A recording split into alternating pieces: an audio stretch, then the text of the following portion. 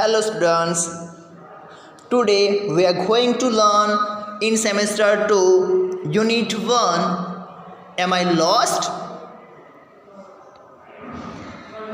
In this unit we start activity 1.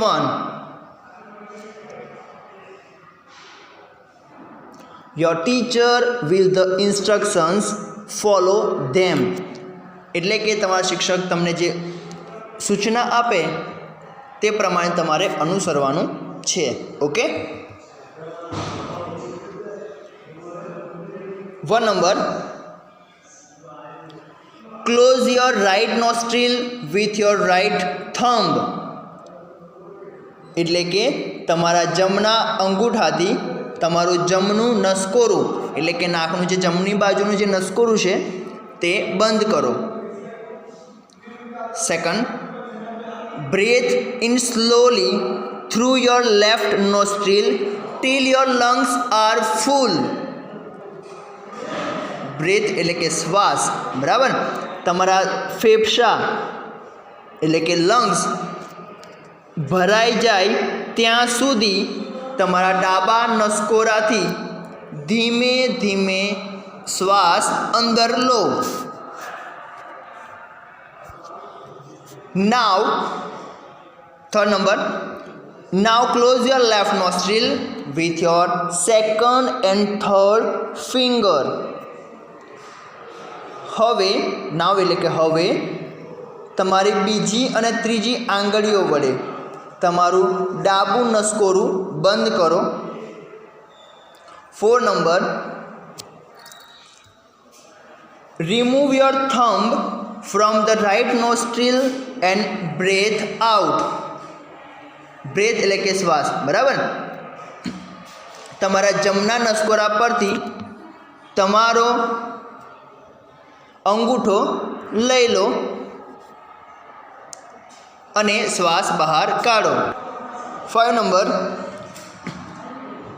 breathe in slowly through your right nostril. એટલે કે તમારા જમણા નસકોરાથી ધીમે ધીમે શ્વાસ અંદર લો. 6 number, remove your fingers from the left nostril and breathe out. એટલે કે તમારા ડાબા નસકોરા પરથી તમારી આંગળીઓ લઈ લો અને શ્વાસ બહાર કાઢો. Okay, activity 2, play the game your teacher will help you. એટલે કે રમત રમો, તમારા શિક્ષક તમને મદદ કરશે. First, twist your left ear. Twist એટલે કે મરોડવું, લેફ્ટ એટલે ડાબી બાજુનો, ઇયર એટલે કાન. તો કે તમારે ડાબી બાજુનો કાન અથવા તો ડાબો કાન મરોડો. Second, blink your eyes 8 times. એટલે કે તમારી આંખ, બ્લિંક એટલે કે ઝબકાવવી, તમારી આંખને 8 વખત ઝબકાવો અથવા તો પલકારો કરો.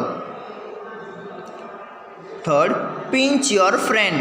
પિંચ એટલે કે ચીમટી કરવી અથવા તો ચીમટી ભરવી, તમારા મિત્રને ચીમટી ભરો. Fourth, યોન 3 times. યોન એટલે કે બગાસું ખાવું, તો 3 વખત બગાસા ખાઓ. Fifth, nod your head once. એટલે નોડ એટલે કે હલાવવું, તમારું માથું એક વખત હલાવો.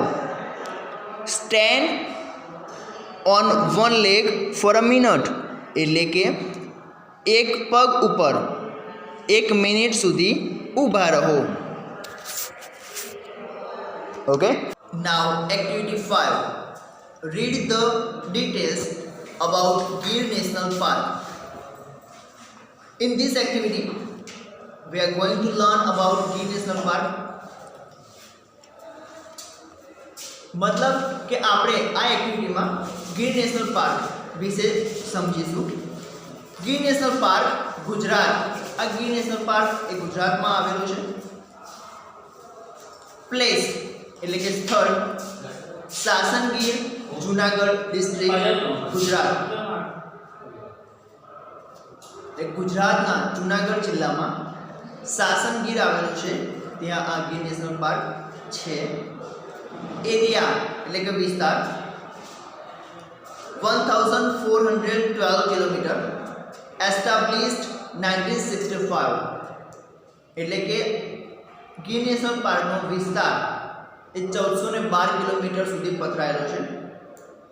એસ્ટાબ્લિશ્ડ એટલે કે સ્થાપના. આ ગીર નેશનલ પાર્કની સ્થાપના 1965માં 1965માં થઈ હતી.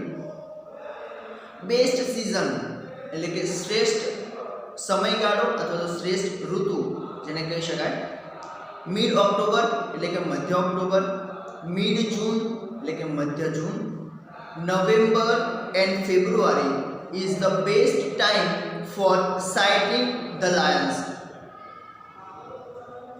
એટલે કે મધ્ય ઓક્ટોબર, મધ્ય જૂન, નવેમ્બર અને ફેબ્રુઆરી આ જે મહિના છે એ મહિનામાં આપણે સિંહને જોઈ શકીએ. એ જોવા માટેનો આ શ્રેષ્ઠ સમય છે. નિયરેસ્ટ ટાઉન એટલે કે નજીકનું નગર અથવા તો નજીકનું શહેર તો જે વેરાવળ છે 42 કિલોમીટર દૂર આવેલું છે, ત્યાંથી 42 કિલોમીટર દૂર. મેઇન અટ્રેક્શન એટલે કે મુખ્ય આકર્ષણ એશિયાટિક લાયન્સ એટલે કે જે ગીર નેશનલ પાર્ક છે તેમાં જે મુખ્ય આકર્ષણ છે તે આ એશિયાના સિંહ છે.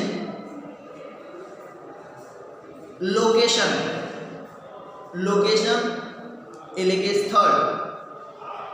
The Gir National Park is located 65 km to southeast of Junagadh and 60 km to southwest of Amreli in the Indian state of Gujarat. એટલે કે ભારતના રાજ્ય ગુજરાતમાં 65 કિલોમીટર દક્ષિણ પૂર્વમાં જુનાગઢ અને 60 કિલોમીટર દક્ષિણ પશ્ચિમમાં અમરેલી સુધી આવેલું છે. નેસ એટલે કે જે નાના નાના વિસ્તાર આવેલા છે, જે રીતે આપણે અહીંયા શહેરોમાં કેવું સોસાયટી હોય છે તો તે પ્રમાણે અહીંયા ગીર નેશનલ પાર્કની નજીકમાં એટલે કે જે આખો વિસ્તાર છે ગીર, ત્યાં નેસ આવેલા છે જે અલગ અલગ પ્રકારના લોકો રહે છે. જેમાં જે નેસ છે તેના નામ છે હરિપુર, સાજિયા, જંબુથલા, વાનિયાવાવ, દાદાકલી, ટિમ્બારા, બાબરિયા આ પ્રકારના નેસના નામ છે. રિવર્સ એટલે કે નદીઓ તો ત્યાં કઈ કઈ નદી છે તો હિરણ, શેત્રુંજી, દાતરજી, સિંગોડા, મચ્છુંદરી, ગોદાવરી એન્ડ રાવત એટલે આટલી નદીઓ ત્યાંથી વહી રહી છે. ટેમ્પલ્સ એટલે કે મંદિરો તુલસીશ્યામ, કાંકઈ, બાનેજ, કમલેશ્વર આટલા મંદિરો આવેલા છે. વાઇલ્ડ એનિમલ્સ એટલે કે જંગલી પ્રાણીઓ કયા કયા ત્યાં જોવા મળે છે ગીરમાં 38 સ્પેસીસ ઓફ મેમલ્સ એટલે કે 38 પ્રકારના મેમલ્સ એટલે કે સસ્તન પ્રાણીઓ જે આંચળવાળા પ્રાણીઓ કહી શકાય જે બચ્ચાને જન્મ આપે છે તેવા 38 પ્રકારના સ્પેસીસ એટલે જાતિ 38 પ્રકારની જાતિના સસ્તન પ્રાણીઓ જોવા મળે છે. અરાઉન્ડ 300 સ્પેસીસ ઓફ બર્ડ્સ 300 જેટલી જાતિના અથવા 300 જેટલા પ્રકારના પક્ષીઓ છે. 37 species of reptiles and more than 2000 species of insects 37 જેટલા જાતિના સાપ રેપ્ટાઇલ્સ એટલે કે સાપ છે અને 2000 થી પણ વધારે જાતિના જીવજંતુઓ ત્યાં જોવા મળે છે. ટાઈમિંગ એટલે કે સમયગાળો આ જે ગીર નેશનલ પાર્ક છે એનો સમય છે મોર્નિંગ 7 to 11 અવર્સ એટલે કે સવારના 7 થી તે 11 વાગ્યા સુધી ખુલ્લું હોય છે અને આફ્ટરનૂન એટલે કે બપોરમાં 15 to 17 અવર્સ એટલે કે અહીંયા 24 અવરનો ટાઈમ આપેલો છે, 24 કલાકનો સમયગાળો આપેલો છે. 15 કલાકથી 17 કલાક એટલે કે બપોરના 3 વાગ્યાથી તે 5 વાગ્યા સુધી આ ખુલ્લું હોય છે. ગવર્નિંગ બોડી એટલે જે આખું કારભારી જે મંડળ છે એ ફોરેસ્ટ ડિપાર્ટમેન્ટ ઓફ ગુજરાત આનું એક ડિપાર્ટમેન્ટ છે જેનું નામ છે forest department of Gujarat. Official website એટલે કે તેની જે વેબસાઇટ છે તે www.girnationalpark.com અને લાસ્ટમાં સ્લોગન છે જય જય ગરવી ગુજરાત. ઓકે,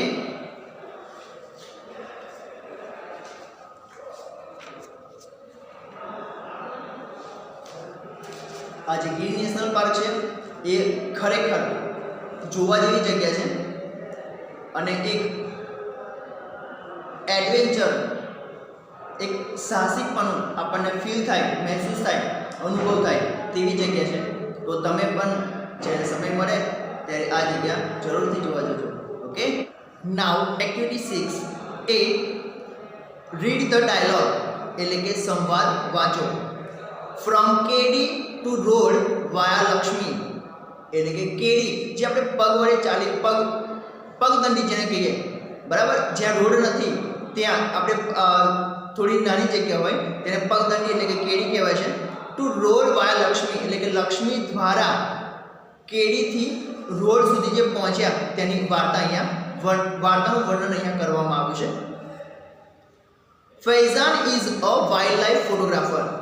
ફૈઝાન એ વન્યજીવોના ફોટો પાડનારો એક ફોટોગ્રાફર છે. He is from Tamil Nadu. તે તમિલનાડુનો વતની છે. Last week he went to Gir forest. ગયા અઠવાડિયે તે ગીરના જંગલમાં ગયો હતો. There he lost his way એટલે કે ત્યાં તે પોતાનો રસ્તો ભૂલી ગયો. હી asked Lakshmi a girl from Gir to help him. ત્યાં તેને લક્ષ્મીને રસ્તા વિશે પૂછ્યું. આ લક્ષ્મી એ ગીરમાં જ રહેતી એક છોકરી હતી. Lakshmi is in standard 7. Lakshmi 7મા ધોરણમાં ભણે છે. She was not able to speak English properly એટલે કે લક્ષ્મી ઇંગ્લિશ વ્યવસ્થિત રીતે બોલી શકતી નહોતી. On the other side Faizan was not able to understand Gujarati. અને બીજી બાજુ એવું જ હતું કે ફૈઝાન ગુજરાતી સમજી શકતો નહોતો. Was Lakshmi able to help him. શું લક્ષ્મી તેને મદદ કરવા માટે સક્ષમ બનશે? લેટ્સ સી, ચાલો જોઈએ. હવે અહીંયા લક્ષ્મી અને ફૈઝાન વચ્ચે જે સંવાદ થાય છે, જે ડાયલોગ બોલાય છે તે અહીંયા મૂકેલા છે. ફૈઝાન સેડ, જે બે ડોટ છે એને આપણે સેડ કહીએ છીએ. ફૈઝાન સેડ હે એક્સક્યુઝ મી. ફૈઝાન કહે છે અરે, અથવા તો હે આપણે કોઈને બોલાવીએ તો આપણે શું કહીએ? હાય, હે, એવું. એટલે કોઈને બૂમ પાડીને બોલાવીએ તો કહીએ હે એક્સક્યુઝ મી. આ એક્સક્યુઝ મી છે તેનો પ્રોપર મિનિંગ જોઈએ, વ્યવસ્થિત આનો મિનિંગ છે, જે અર્થ થાય છે એક્સક્યુઝ મીનો તે છે માફ કરજો, પરંતુ અહીંયા બોલાવે છે એટલે હે એક્સક્યુઝ મી એ પ્રમાણે તેને બૂમ મારે છે. Lakshmi said accuse what? Excuse.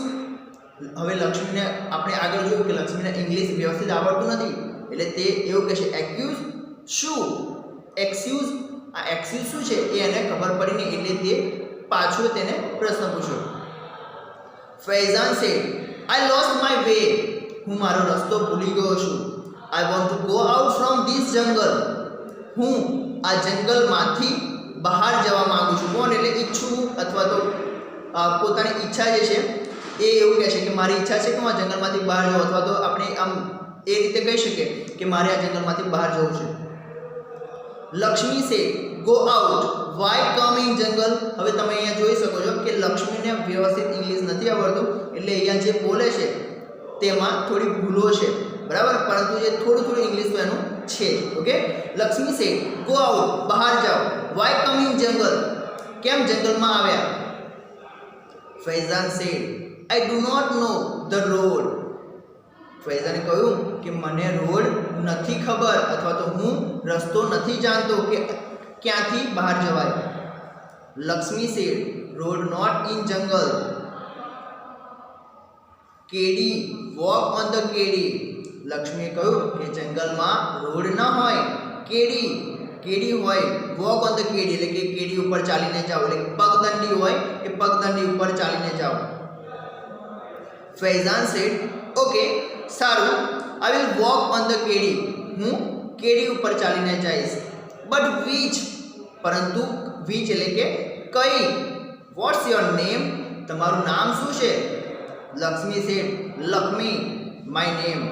લક્ષ્મીએ કહ્યું એકદમ દેશી ભાષામાં કે મારું નામ લક્ષ્મી છે.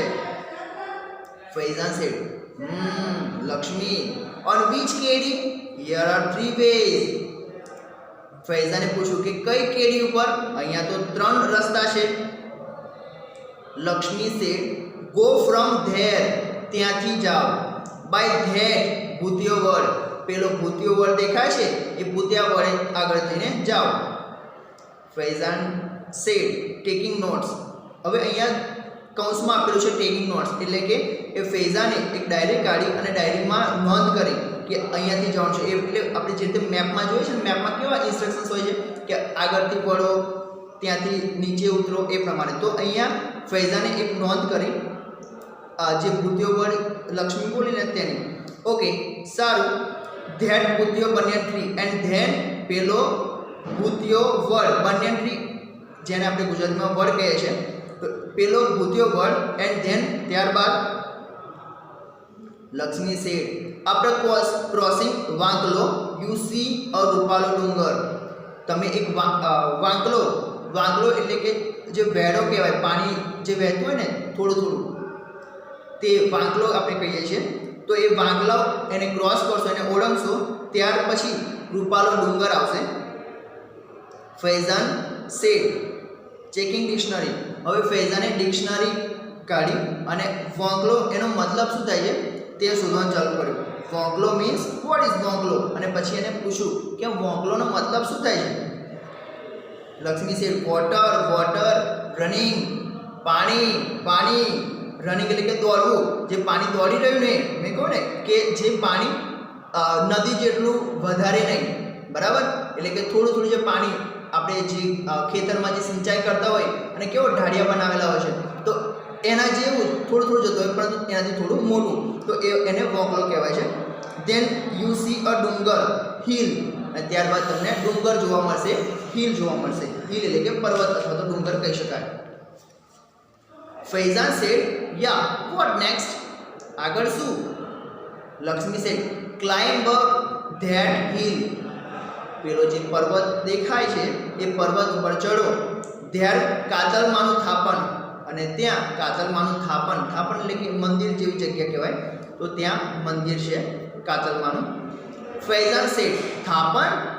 હવે એને પ્રશ્ન પૂછ્યો થાપન શું છે, એટલે એને ખબર નહીં. એટલે લક્ષ્મી સેડ યસ થાપન ટેમ્પલ. હા થાપન એટલે કે ટેમ્પલ, મંદિર. ક્લાઇમ્બ ડાઉન ફ્રોમ ધેર, ત્યાંથી નીચે ઉતરજો. ગો ટુ ઉગમને, અને ત્યાંથી ઉગમને જજો. ફૈઝાન સેડ ઉગમને. હવે ફૈઝાને પછી પ્રશ્ન પૂછ્યો કે ઉગમને. હવે આ ઉગમનેનો અર્થ મતલબ શું? લક્ષ્મી સેડ ઉગમને sun comes in the sky. Sun. લક્ષ્મીએ કહ્યું કે ઉગમને sun comes in the sky, એટલે કે ઉગમને એટલે એ જગ્યા કે જ્યાંથી સૂરજ આવે છે.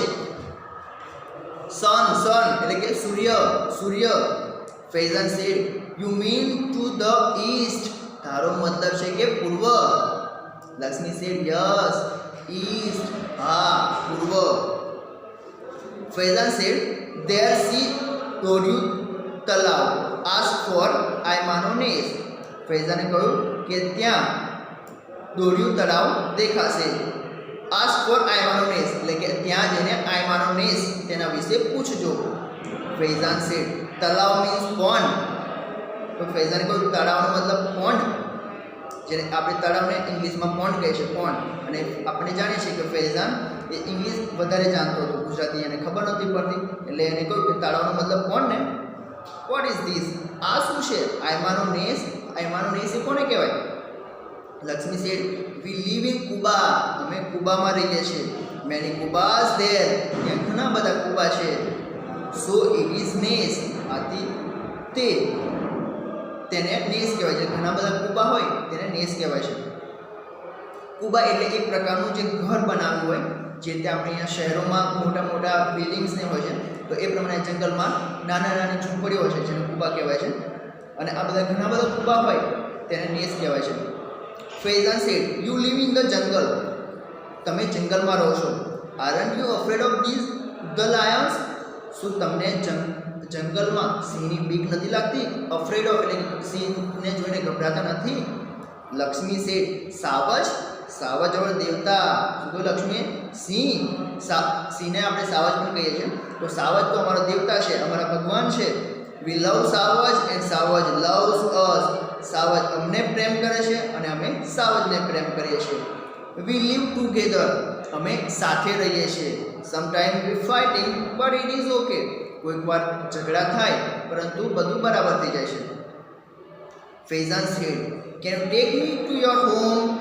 શું તું અથવા તો તમે મને તમારા ઘરે લઈ જશો? લક્ષ્મી સેડ હા હા. કેમ નહીં? હાલને. તો લક્ષ્મીએ એકદમ દેશી ભાષામાં કહ્યું હા હા.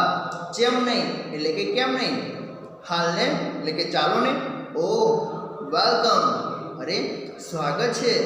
લેટ્સ ગો, ચાલો જઈએ. માય મા બાપા વિલ બી હેપી, મારા મમ્મી પપ્પા તો તમને જોઈને ખુશ થશે. Faizan went to her home, Faizan લક્ષ્મીના ઘરે ગયો. He talked with the people of નેસ, તેને નેસના લોકો સાથે વાતો કરી. Next day Lakshmi's father helped him to catch a bus for Junagadh. બીજા દિવસે લક્ષ્મીના પિતાજીએ અથવા તો પપ્પાએ જૂનાગઢની બસ પકડવામાં મદદ કરી. Faizan thanked him and started his return journey. ફૈઝાને તેમનો આભાર માન્યો અને તેને પરત ફરવાનો પ્રવાસ શરૂ કરી દીધો. ઓકે,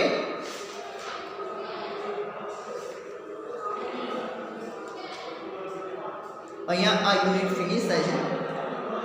અને આ હાર્ડ વર્ડ્સને એ નોટબુકમાં લખવાના છે અને જે એક્સરસાઇઝ છે, જે વર્કબુકની એક્સરસાઇઝ એવું મોકલું એ તમારે નોટબુકમાં સુંદર અક્ષરે લખવાની છે. અને જ્યારે પણ કહેવામાં આવે ત્યારે તમારે એ નોટબુક સ્કૂલમાં આવીને જમા કરાવી દેવી. ઓકે.